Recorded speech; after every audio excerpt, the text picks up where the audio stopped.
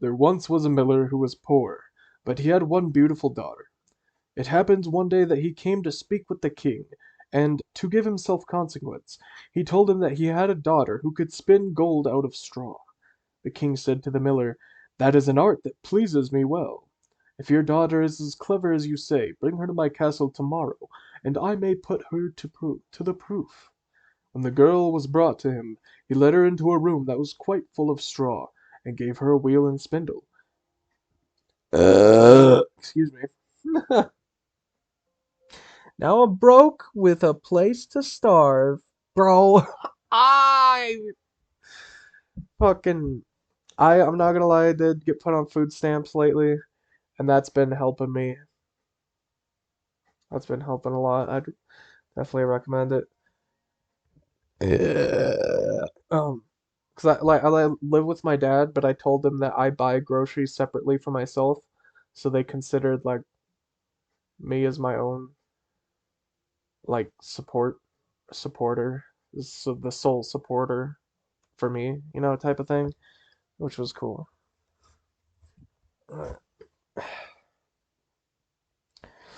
Okay, okay, so gave her a wheel and spindle, and said, "Now set to work, and if by the early morning you have not spun the straw to gold, oh, hold on, I know which page it was on. The straw to gold, you shall die." Oh shit! So Rumpelstiltskin brings his daughter to the king. She's like, "This bitch can spin gold straw into gold." And the king's like, "Oh, okay. Yeah, we'll see about that. If she can't, she's fucking dead." Like, damn, bro. All right. And he shut the door himself and left her there alone. And so the poor miller's daughter was left there sitting, and could not think what to do for her life. She had no notion of how to set to work to spin gold from straw, and her distress grew so great that she began to weep. And then all at once the door opened, and in came a little man, who said, "Good evening, miller's daughter. Why are you crying?" "Oh," answered the girl, "I have got to spin gold out of straw, and I don't understand the business." The little man said, "What will you give me if I spin it for you?" "My necklace," said the girl.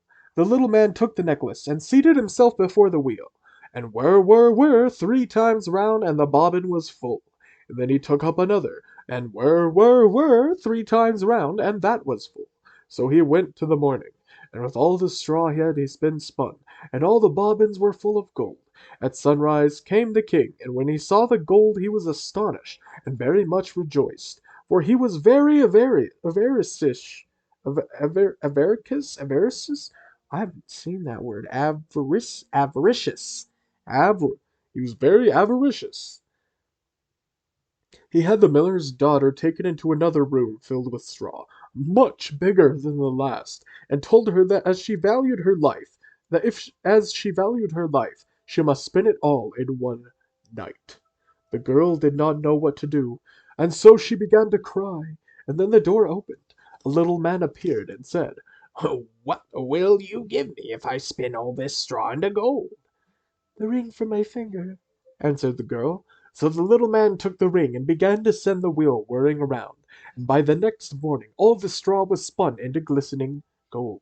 The king was rejoiced beyond measure at the sight, but as he could never have enough of gold, he had the miller's daughter taken into a larger room full of straw, and said, "This too must be spun in one night, and if you accomplish it, you shall be my wife." For he thought, "Although she is but a miller's daughter, I am not likely to find anyone richer in the whole world." As soon as the girl was left alone, the little man appeared for the third time, and said, "What will you give me if I spin the straw for you this time?" "I have nothing left to give," answered the girl. "Then you must promise me the first child you have after you are queen," said the little man. "But who knows whether that will happen?" thought the girl. But she did not know of what else to do her necessity. She promised the little man what he desired, upon which he began to spin.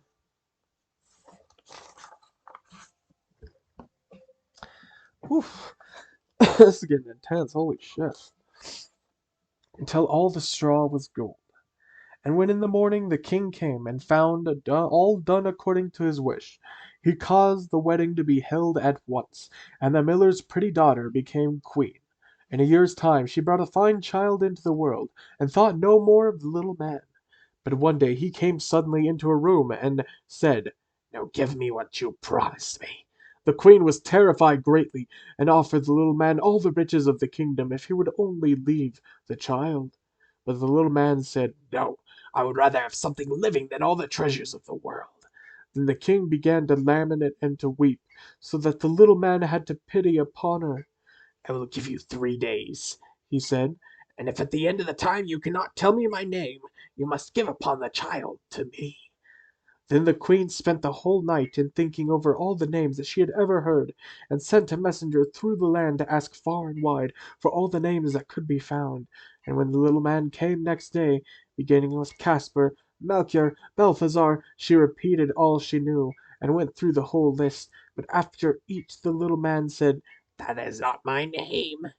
The second day the queen sent to inquire of all the neighbors when the servants were called, and told the little man all the most usual and singular names. "Perhaps you are roast ribs, or sheepshanks, or spindleshanks?" He answered nothing, but "That is not my name." The third day the messenger came back again, and said, "I have not been able to find a single new name, but as I passed through the woods I came to a high hill. Near it was a little house, and before the house burned a fire. Round the fire danced a comical little man, and he hopped in one leg and cried, 'Today do I bake, tomorrow I brew, the day after the queen's child comes in. And oh, I'm glad that nobody knew that the name I come called is Rumpelstiltskin.' Motherfucker, all he had to do was keep his mouth shut and not say his own name." You cannot think of how pleased the queen was hearing that name, and soon afterwards when the little man walked in and said, "Now, Mrs. Queen, what is my name?" she said at first, "Are you called Jack?" "No," answered he. "Are you called Harry?" she said again. "No," answered he, and then she said, "Then perhaps your name is Rumpelstiltskin." "The devil's told you that! The devil told you that!" cried the little man, and in his anger he stomped with his right foot so hard that it went to the ground above his knee. Then he seized his left foot with both his hands in such a fury that he split it in two, and there was an end of him.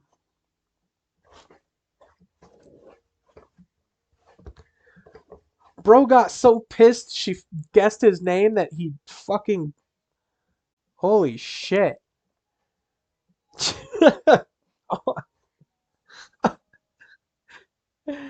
Dude, you should make a